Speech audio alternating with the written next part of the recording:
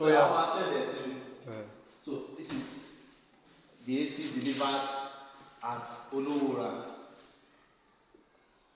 Customer contacted me online and we are able to deliver at stipulated time.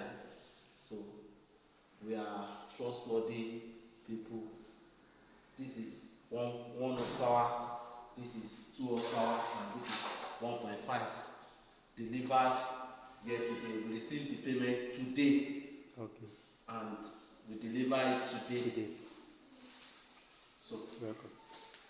that's our video.